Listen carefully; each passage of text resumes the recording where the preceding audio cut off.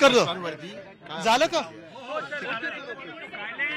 एकंदरीत आपण पाहिलं असेल हे अधिवेशनामध्ये अनेक विषय चर्चेला येत आहेत. आपला जो विषय आहे विदर्भचा, तसंच सगळेच विषय मला वाटतं गांभीर्याने घेतले पाहिजेत. आज आपण पाहिलं असेल जे घटनाबाह्य मुख्यमंत्री आहेत ते मला वाटतं महाराष्ट्रातच नाही आहेत, इतर राज्यांमध्ये काहीतरी गेलेत, एका शपथविधीला हजर राहण्याचे आदेश आलेले आहेत म्हणून तिथे गेलेले आहेत. मूळ गोष्ट हीच आहे. काल देखील आम्ही पाहत होतो जेव्हा मराठा आरक्षण ह्या महत्वाच्या विषयावर चर्चा सुरू होती, संध्याकाळी 3-4 तास मला वाटतं रात्रीपर्यंत चालली. जे महत्वाचे काही वक्ते होते त्यावेळी मुख्यमंत्री आणि उपमुख्यमंत्री कोणीही हजर नव्हतं आमच्या हाऊसमध्ये. ही अशी सगळी थट्टा चाललेली आहे.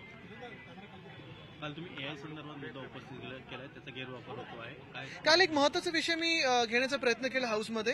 देवेंद्र फडणवीस साहेबांनी मला उत्तर दिलं त्याच्यावर. एक आपण पाहतोय की देशभरात आणि जगभरात आर्टिफिशियल इंटेलिजन्स ह्याच्यावर खूप चर्चा होत आहे. डीप फेक्स असतील, आवाज मग मिळवण्याचा प्रश्न असेल, ह्या खूप गोष्टी होत आहेत. आणि ह्याच्यात युरोपियन युनियननी आत्ताच मागच्या आठवड्यात एक कायदा बनवलेला आहे. माझा हाच प्रश्न होता की साधारणपणे आपल्या महाराष्ट्र राज्यामध्ये देखील आपण असा कायदा बनवण्याचा विचारत आहोत का? ह्याच्यावर देवेंद्रजींनी हे उत्तर दिलेलं आहे की केंद्र सरकार ह्याच्यावर कायदा बनवण्याचा विचार करत आहे. तिथून जर उशीर झाला तर महाराष्ट्रात नक्की होईल. एक तरुण आमदार म्हणून आणि आमदार महाराष्ट्राचा म्हणून माझी हीच इच्छा राहील की ह्याच्यावर लवकरात लवकर आपण पावलं उचलावी. कारण हे पाहताय आपण की जग बदलत चाललेलं आहे आणि AI आपला एक मोठा घटक होत चाललेला आहे. आर्टिफिशियल इंटेलिजन्स हे वापरायचं कसं, जनहितासाठी वापरायचं कसं, हे वापरणं गेलंच पाहिजे. कारण हेल्थकेअर असेल, एज्युकेशन असेल, शिक्षण असेल, आरोग्य असेल, या दोन्ही क्षेत्रात ह्याचा खूप मोठा उपयोग होऊ शकतो.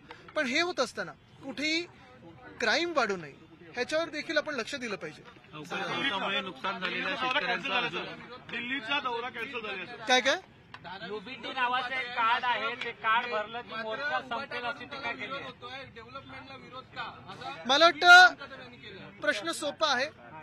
धारावीचा विकास होत असताना कुठच्या तरी सरकारचा एका मित्राचा विकास होऊ नये, एका व्यक्तीचा विकास होऊ नये.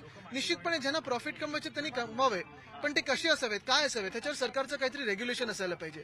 महत्वाची गोष्ट म्हणजे एवढ्या जर काही आपण सवलती देत असू तर आमचं महाविकास आघाडीचं सरकार होतं तेव्हा सरकारलाच कसा फायदा होईल हे बघून आपण पाहिलं असेल बीडचा जो विकास केला, पुनर्विकास करायला सुरू केलं, ते सरकारच्या माध्यमातून केलं.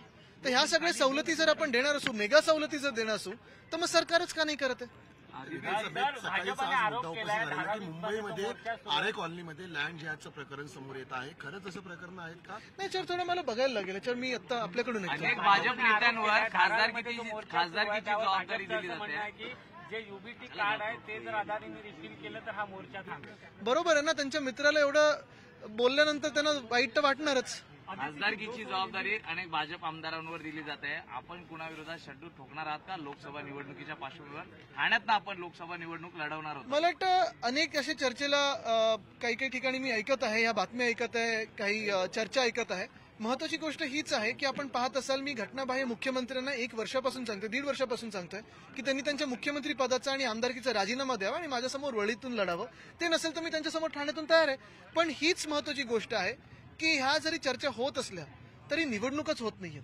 काल परवाकडे पण पाहिलं असेल हायकोर्टाने ताशारे ओढलेले इलेक्शन कमिशनर त्यांना निर्देश दिलेले आहेत की पुणे लोकसभा आणि चंद्रपूर लोकसभा इथे दोन्हीकडे निवडणूक घ्यायला पाहिजे. 1 वर्ष झालं तिथून लोकसभेत आणि दिल्लीत आवाजच नाहीये. याला लोकशाही म्हणतो का आपण? महानगरपालिकेच्या निवडणुका होत नाहीयेत. आज आपण पाहिलं असेल तर सेनेटची देखील निवडणूक ही घ्यायला तयार नाहीत, कारण यांच्यात हिंमतच नाहीये. आणि मूळ गोष्ट हीच राहिलेली की आपल्या राज्यात लोकशाही ह्यांनी मारलेली आहे, संपवलेली आहे. ती पुनर्जीवित करण्यासाठी आमचा सगळा हा लढा आहे आणि त्याच्यावर आम्ही लढत आहोत. आणि एका बाजूला हे सगळं होत असताना अजून एक आपल्या समोर गंभीर बाब आणू इच्छितो. काही गोष्टी एवढ्या वेड्यावाकड्या होत चाललेल्या आहेत. कालच पेपरमध्ये आलंय की मला वाटतं बोरिवली विरार ह्या रेल्वेसाठी काही कांदळवनं हलवण्याचा प्रयत्न आहे आणि तसा प्रस्ताव आहे.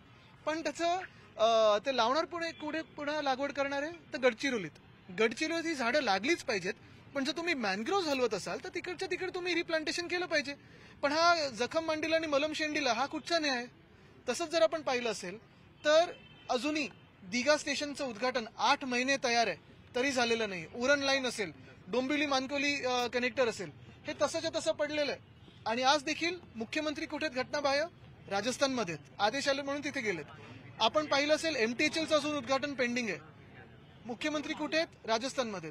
आजच मला वाटतं पेपरमध्ये आलंय, काल उत्तर दिलं गेलं की आपल्या राज्यामध्ये 2,500 शेतकऱ्यांनी आत्महत्या केलेल्या आहेत. शेतीचा प्रश्न हा मोठा आहे, कृषी क्षेत्र हे कोलमडलेलं आहे. मोठे मोठे उद्योग देखील दुसऱ्या राज्यात जात आहेत. घटनाबाह्य मुख्यमंत्री दुसरीकडे प्रचाराला जातात, शपथविधीला जातात, दिल्लीला बोलवलं की दिल्लीला उडी मारत जातात. पण आमच्याकडे आमच्या महाराष्ट्रामध्ये फेरीमाला काही त्यांना कुठेच वेळ मिळत नाही. मुंबईच्या